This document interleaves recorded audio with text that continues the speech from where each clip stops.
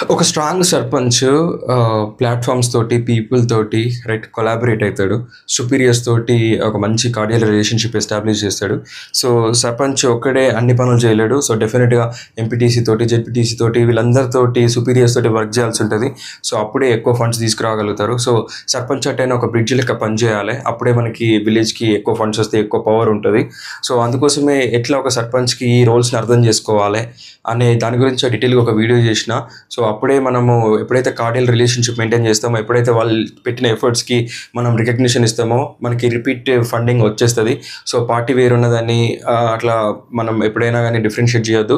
So, elections అయిపోయే వరకే party, elections అయిపోయిన తర్వాత మనమందరము జనాల వెల్‌ఫేర్ కోసం పనిచేసే వాళ్ళమే కాబట్టి, సో, ఆ పార్టీ అఫిలియేషన్స్ అని పక్కన పెట్టి, సో, అందరితోటి కార్డియల్ రిలేషన్‌షిప్ మెయింటైన్ చేయాలి. సో, వాళ్ళు చేసిన ఎఫర్ట్స్‌కి రికగ్నిషన్ ఇయ్యాలి, అప్రిషియేట్ చేయాలి. సో, అప్పుడే మనం ఎక్కువ ఫండ్స్ విలేజ్‌కి తీసుకురాగలుగుతాం. సో, నెక్స్ట్ ఎలక్షన్ కోసం కాకుండా నెక్స్ట్ జనరేషన్ కోసం పనిచేయాలి.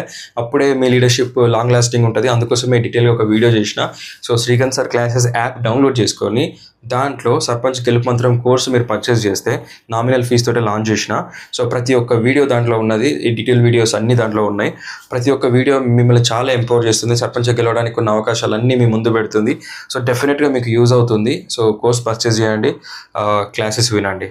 Okay. So, see you in the course. Bye by.